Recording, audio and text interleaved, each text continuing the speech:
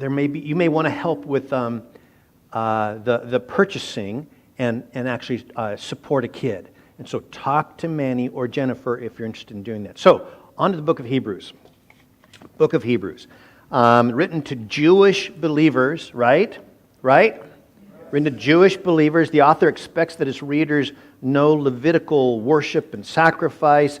He's constantly quoting the Old Testament in a way that expects the readers that they understand what he's talking about, and we know that they're going through great persecution. Some of them are thinking of walking away and quitting.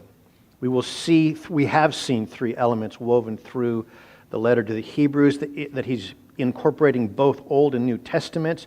You've got to understand the Old Testament if you're going to understand the New Testament. And in the book of Hebrews, it's critical. We've seen that he's been making a case that Jesus is superior. He's superior to angels, Moses, the Torah. He's superior to the Levitical priests and their sacrifices. And the issue that he will bring up, and we are now coming into the home stretch for this, is don't quit. I have still just the teeniest, tiniest bit of a ring in that I hear. So, now, we have seen that the answer to their difficult times is their faith. That's what we've been seeing the last couple of weeks. Our definition of faith is this. Faith is trusting something you don't see. Faith is trusting something you don't see. When you start to understand that about faith, that it's trusting something or someone, it's trusting, it's counting on. In fact, other words for faith are belief or trust or counting on. You're going to see this throughout the Scriptures, even though it might not mention the word faith, but you'll start locking into this is what faith is all about. Our author has shown, and is going to show over and over now, he's going to be writing to his readers and showing them examples from the Old Testament of how the great saints of old survived by their faith. They survived through their faith. So, verse 7, Noah. By faith, Noah, being divinely warned of things not yet seen, moved with godly fear, prepared an ark for the saving of his household, by which he condemned the world and became heir of the righteousness which is according to faith. Now, I want to break apart these phrases here. He was divinely warned of things not yet seen. Things what? Things not yet seen. That sound like something that we were just talking about? Does it? Did you see that? Did you see that? Things not yet seen? Noah had this conversation with God where God warns Noah that he's going to destroy the world with a massive flood. Guess what? Never happened before. Actually, hadn't even rained yet. Nobody had ever seen anything like this before. So here, the faith is in the message. He's telling me something they're going to do. What? But he was divinely warned of things not yet seen. And yet God says, behold, I myself am bringing flood waters to the earth to destroy from under heaven, all flesh in which is the breath of life. Everything that is on the earth shall die. And it says that being divinely warned, he built an ark by which he condemned the world and became heir of the righteousness which is according to faith. It says he condemned the world. How did he condemn the world? I've got a couple suggestions. One, he condemned the world because he's the only one that had a boat. What do you think? That kind of fits, doesn't it? And he built a boat because he's the only one that believed. He's the only one that believed it. And thirdly, he condemned it because he actually was a preacher. Peter writes in 2 Peter 2:5 that he was a preacher of righteousness. So the world was warned. They were warned. And they were condemned for their unbelief and the fact that they didn't follow what God was warning them about. It says, because of this, he became heir of the righteousness which is according to what? Faith. We've been making this point over and over again. It's not just a New Testament issue. It's through the whole Scripture. Being right with God comes through faith, through believing in Him. And because of Noah's faith in God, Moses wrote this. He said, but Noah found grace in the eyes of the Lord. Because Noah believed. Now, I want to go back to a phrase and kind of unpack it just a little bit.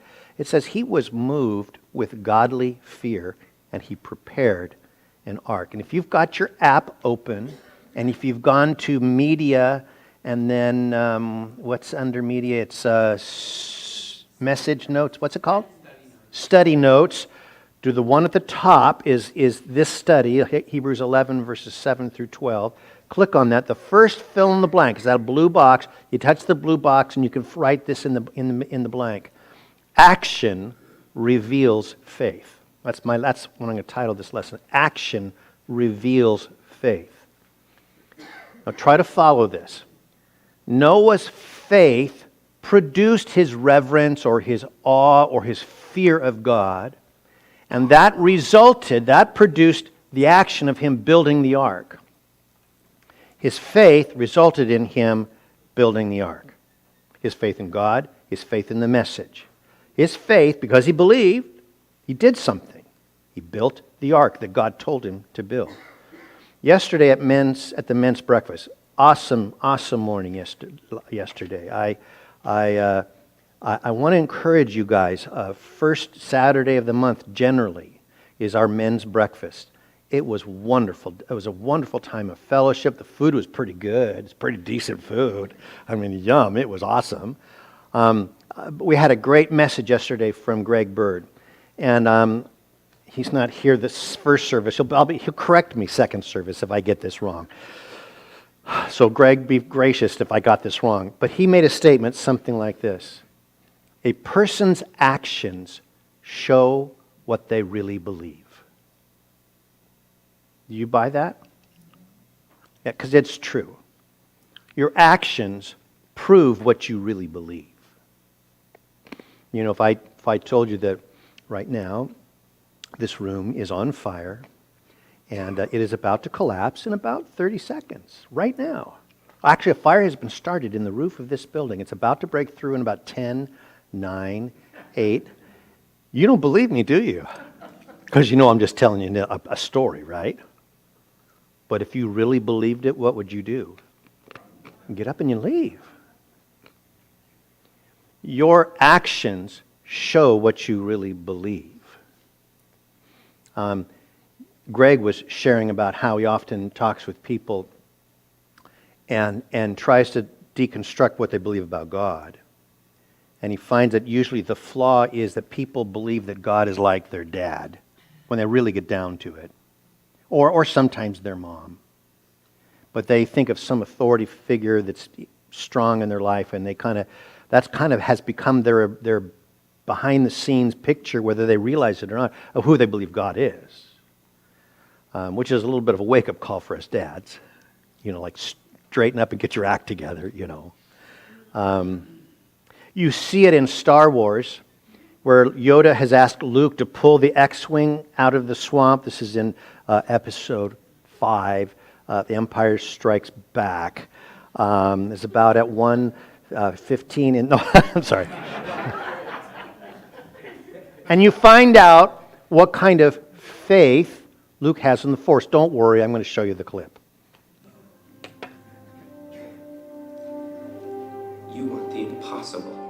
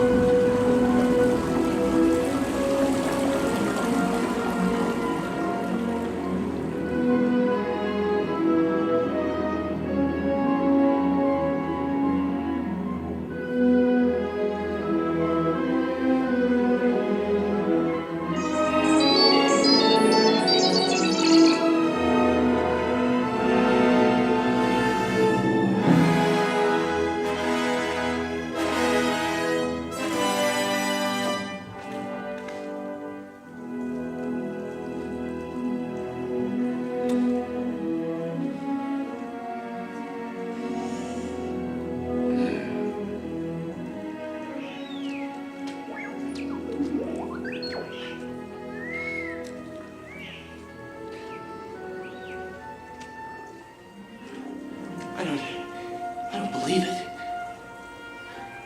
That is why you fail.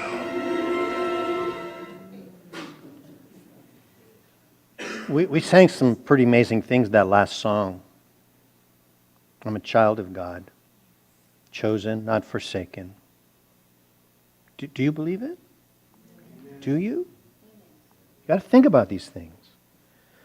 For folks that are in a 12-step program, one of the key components of a 12-step program, step 2, is to come to the point where you acknowledge that you came to believe that a power greater than ourselves could restore us to sanity.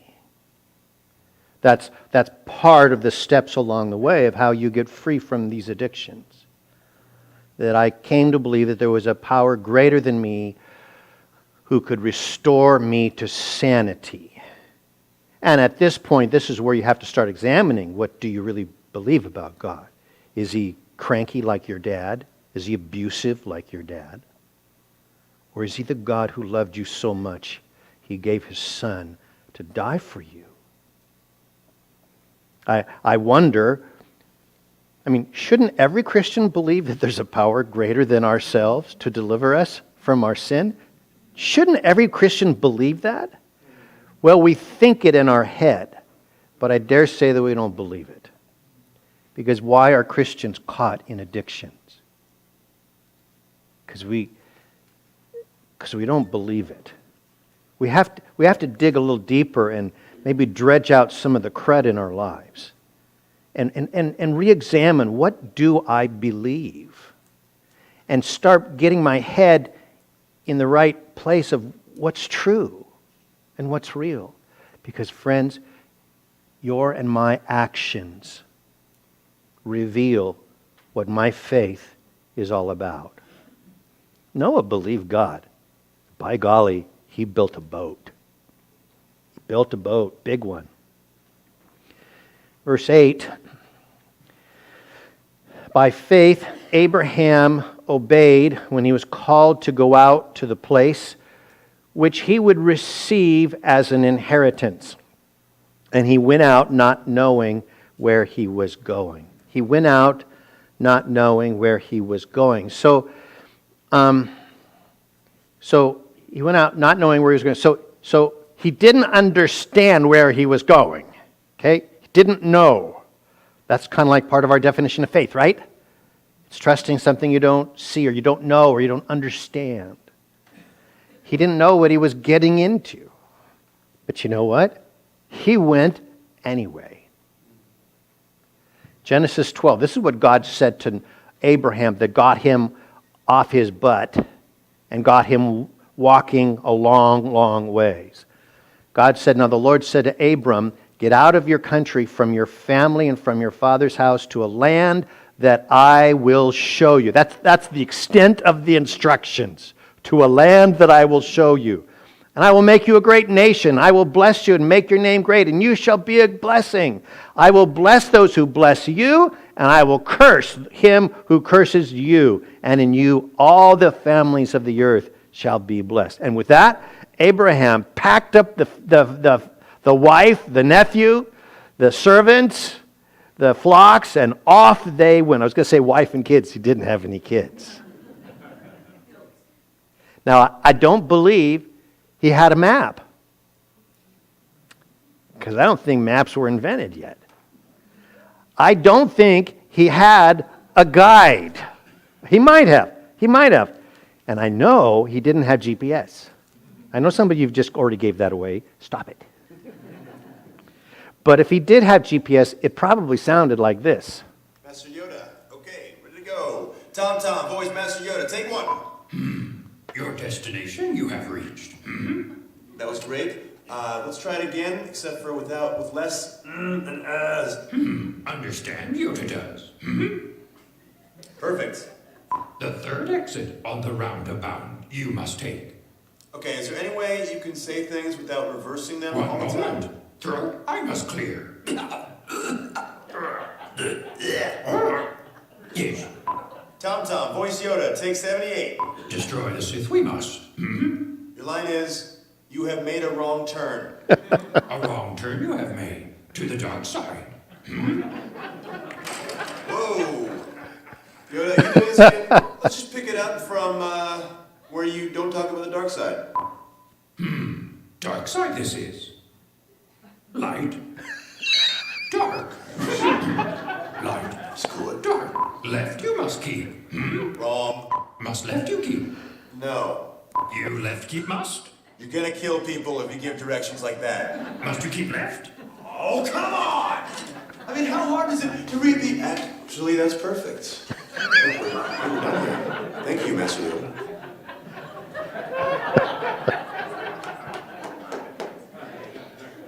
Abraham didn't have GPS. He just went. He just went. The lesson we'll talk about is faith and direction. Last week we read, but without faith it is impossible to please Him. For he who comes to God must believe that He is, and that He's a rewarder of those who diligently seek Him. Key verse. We said that. We looked at that last week. If you want to live a life that pleases God, friends, you are going to need to take steps of faith every once in a while. And that means sometimes going places you don't know where. That means doing things that you don't really understand every once in a while. If you want to please Him. You do, don't you? That's why you're here. You want to please God, right? I'm sorry, I'm on a Star Wars binge. I don't get it. I think it started with my Pastor to Person. I had a little Star Wars thing on the Pastor to Person thing, but it's kind of like the way Luke Skywalker turns off his targeting computer when he's about to bomb the Death Star. You know this. Oh, I'm not going to show you the whole thing. You know the story, right? Okay, that one was a little bit redundant. When I was about 18, I was at a high school summer camp at Forest Home, and it was on Thursday night of the camp that I sensed that God was calling me to be a senior pastor one day. I was 18 years old. That was just like 3 years ago.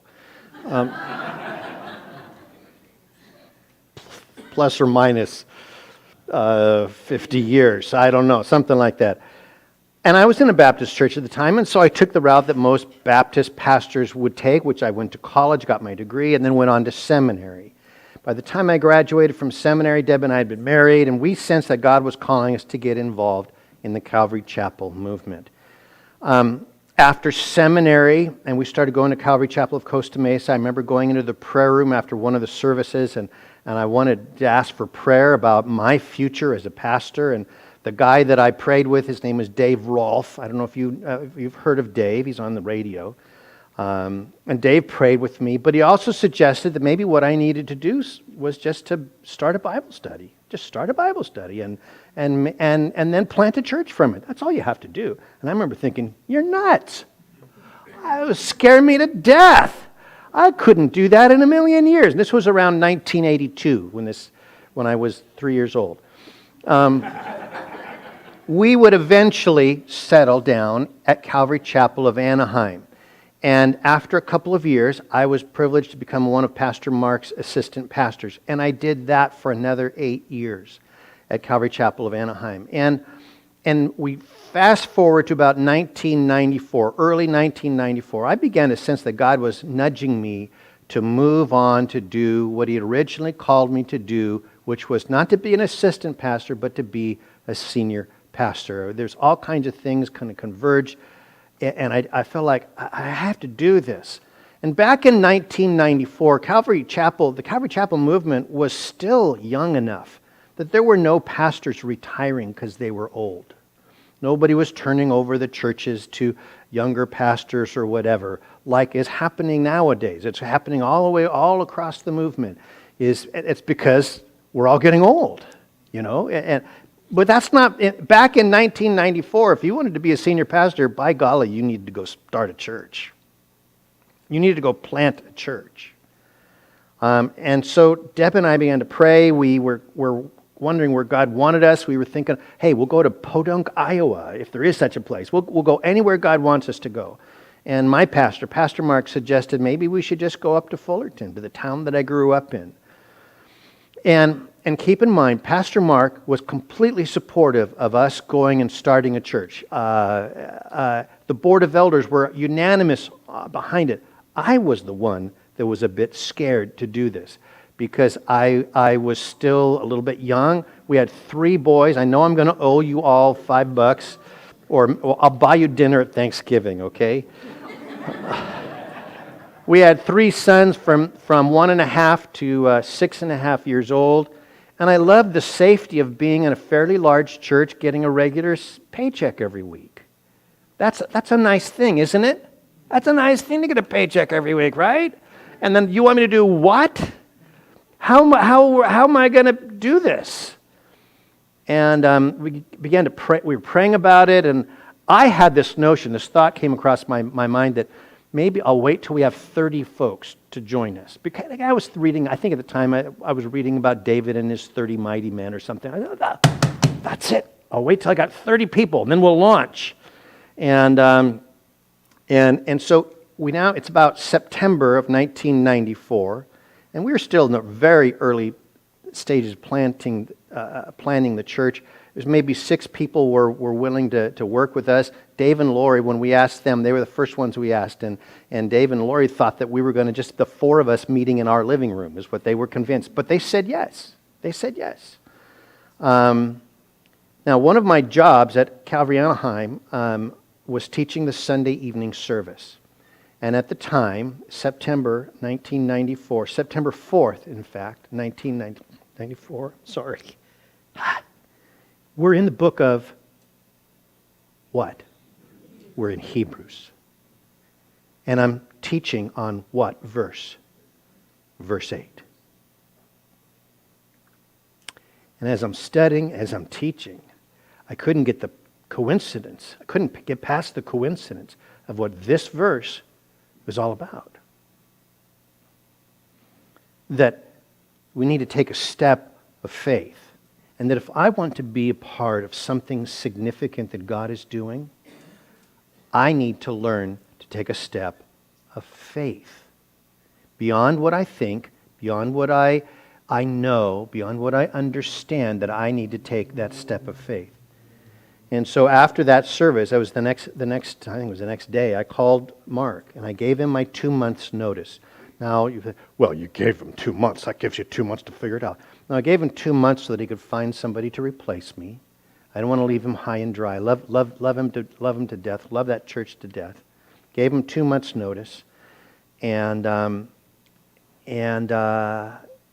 by November 20th, 1994, we had our first service. Calvary Chapel Fullerton had its first service in the freezing cold gymnasium of the Fullerton YMCA. Some of us called ourselves the Frozen Chosen. The heater didn't work, and it was a November morning. And and by the way, we didn't have 30 people with us. We had 30 families with us. It was amazing. It was a very, very cool thing that we saw God do. Now, I'm not sharing this to make you think that I'm a hero, like I'm an awesome man of faith, because I've been scared way more times than I've taken steps of faith. But some of you have been tugged at by God. And I want you to know that I get it, that I understand how scary it can be to take a step of faith. But do you want to live a life, and I'm not talking about just being impulsive, but I'm talking about responding to God's call. Do you want to be pleasing to God? Guess what you're going to have to do? Take a step of faith. Solomon wrote, "Trust in the Lord with all your heart. Lean not on your own understanding." That kind of sounds like part of our definition of faith, right? "In all your ways acknowledge Him, and He shall direct your paths." You take that step and see what God will do. Faith and direction. Verse 9. By faith, he dwelt in the land of promise as in a foreign country, dwelling in tents with Isaac and Jacob, or Yitzhak and Yaakov, the heirs with him of the same promise. For he waited for the city which has foundations, whose builder and maker is God. Now it says he dwelt as in a foreign land. Abraham would eventually settle down in the land of Canaan, where he was an outsider, a foreigner. There's a tourist stop some of us have been to in Israel. It's called Genesis Land, and where you get to visit with Abraham. And sure enough, there's a big tent they have set up, and they give you dinner, and they show you what life was like in 2000 BC, and it's a pretty cool thing. But the whole point is that Abraham never lived in a permanent house. And guess what? There were permanent dwellings in those days. Not everybody lived in tents, but he lived in a tent. And yet Abraham is the one that God promised would inherit all of the land, and yet he just kept living in tents. How is he able to put up being treated like a stranger when he belonged there more than everyone else? Well, he did it because of his faith. He knew that God had called him to be there. He didn't trust in what he saw. He trusted in what he was promised. Now, I would imagine that more than one missionary family knows what this is like, to live in a foreign country as a stranger. Our friends Jeff and Sonia Stewart, who went last year to France, didn't even know French, and now they do. And they're living as foreigners in France, and they just planted a new church like 3 weeks ago. And I got this from Jeff yesterday, so I thought, you know what? Shoot, I'm going to show you. Bienvenue à Vernon. Hi, Calvary Chapel Fullerton. He wrote it to us. Vernon Did it is to a us. city of about 25,000 people, and it's desperately in need of the gospel. Hi, I'm Jeff, Hi, I'm Stevie. and we're in Vernon, France, to plant a church. 2 weeks ago, after meeting in our living room, Sonia and I went across the street to a little cafe, and we started a conversation with the owner. Coolest thing. And he asked if we wanted to have church in his cafe on Sunday mornings. The past 2 weeks we've been meeting in Jerome's cafe, and originally it was just the four of us and Jerome, but now it's expanding into a few more people. Turns out Jerome's been telling everybody about the worship that's been going on. He's been super excited about it, and so we've had this really wonderful evangelistic opportunity. We're entering into week 3, going down there, and we're starting to figure out a structure for a church service, as well as announcing and starting a lot of interpersonal evangelism. Yeah, pray for boldness. Pray that the Lord would continue to open the hearts of the people here in Vernon, and that we would just be willing and available vessels for the work that the Lord wants to do. Isn't that cool? Isn't that cool? Just this morning, Sonia, Jeff's wife, posted a video. I don't know if you can see it, but I was able to see it, of their service this morning. And there's more and more people coming. It's just the coolest thing. Why? They took a step of faith. And maybe you feel out of place at times. Maybe you feel like you don't belong. Do what Jeff and Sonia are doing. Learn to just love your neighbors anyway. Just love on people. It's amazing the doors that God is opening up to them. I love watching them. I know it's from a distance, but I just love what God's doing in their lives. He says, verse 9, that he dwelt with Isaac and Jacob, the heirs with him who were the same promise. This is his son and his grandson. They all lived in tents. They all lived in tents as strangers in the land. It says he waited for the city which has foundations. I like the fact that New King James puts a comma there. He waited for the city which has foundations. He waited for the word. He waited for my Greek students. I'm going to go ahead and start early. I'm going to show you a Greek word. How about that? I mean, a Greek word. The word for waited is ekdekomai. Did you see that yet? You haven't learned how to read yet, but you will in 2 weeks. You'll read this. Sorry, I'm making you all jealous, aren't I? He waited for ekdekomai. Means to receive from, to look for, to expect. It's in what we call the imperfect tense, which means it was a continuous action going on in the past. In other words, he was continually waiting. He didn't just, okay, God, I'll give you 2 hours on a Thursday afternoon. That's it, I'm done. I say waited for the Lord. No. He was continually waiting for the city which had foundations. Now, he's a guy who lived in tents. Tents don't have foundations. Permanent places have foundations. Abraham is waiting for the permanent city, that city whose builder and maker is God. Now, if you've been to Israel, you've seen the ruins of a lot of places that were built by men, who have places. I forgot to. I should have showed you Dan. But there's places that do date back to the time of Abraham, and guess what? They're all level. There's nothing left. The place that Abraham was waiting for would be built by God. He wasn't looking for a new palace overlooking the Mediterranean. He is waiting for heaven. And make sure, folks, that you're waiting for the right thing. Make sure that your expectation, your hope is in the right thing. That city that's being built by God. Verse 11. By faith, Sarah herself also received strength to conceive seed, and she bore a child when she was past the age, because she judged him faithful. She thought about it. She chewed on it. She thought, God's faithful who had promised. She bore a child when she was past the age. And so Sarah is like 90 years old. 90 years old. I won't ask if anybody in the room is close to 90 years old. Yeah, but I'm looking at you, girl. And yeah, well, you're a little bit. You're just a young whippersnapper back there, buddy. She's 90 years old, and she's pregnant. Whoa! And her husband's 100. Oh my gosh! She's never been pregnant before. She didn't even have a track record. I've already had 20 kids, I can have another one. Who cares? So I'm 90. No, never had one. But she counted on God, who was faithful. Verse 12.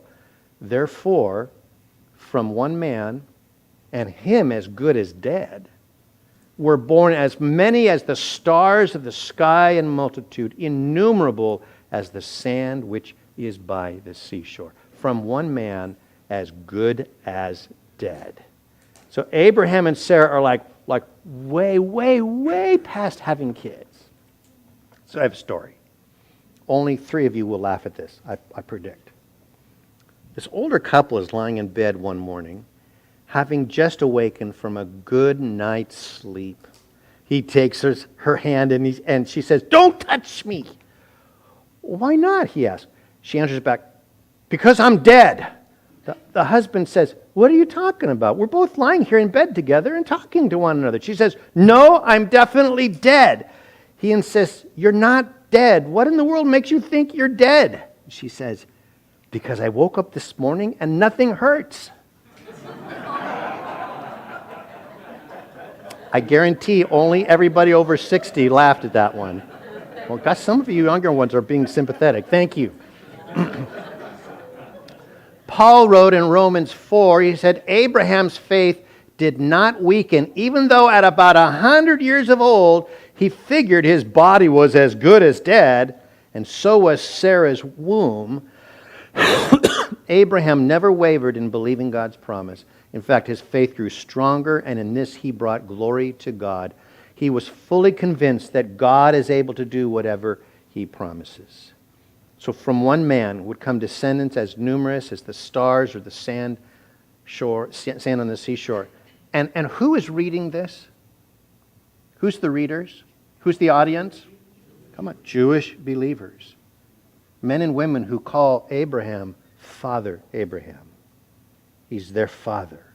And boy, are they proud of it. Last lesson.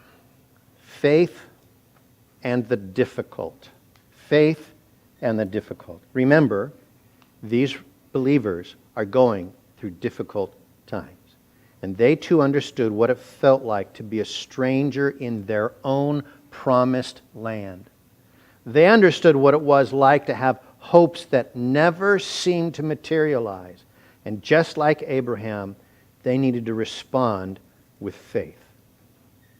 The Apostle Paul went through incredible difficulties. And while he's facing the greatest dangers, his faith and his hope in God allowed him to keep going. I want to show you a video clip from the movie Paul the Apostle of Christ. And I got to tell you, no, I don't think this particular conversation took place in the way that they describe it. But it's Paul in prison at the end of his life. And the reason I don't think it took place is because he's quoting from 1 Corinthians 13, which is something he wrote a long time. I don't know. Who cares about it? But I got to tell you, the things that he says in this video, as he and Luke are describing the difficulties that the Christians in Rome are going through, the things are certainly the right heart of where Paul was at the end of his life. Pay attention. Then write it down. I love it. When Paul wrote to the Corinthians in his second letter, he's talking about in chapter 4 all the great difficulties that he was going through and how he has learned to handle them by faith, by trusting God. 2 Corinthians chapter 4, verse 16, he writes, "That is why we never give up.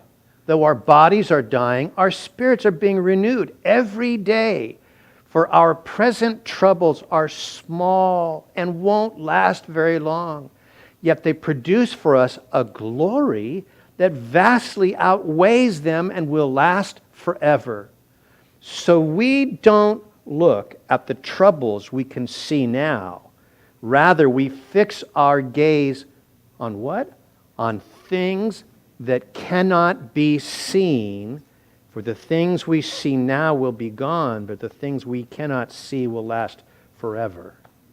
Gazing on things that cannot be seen, what's that called? Faith. It's faith. Your faith in God. That's how you endure. Keep holding on. He's good, and he knows what he's doing. Let's stand and pray.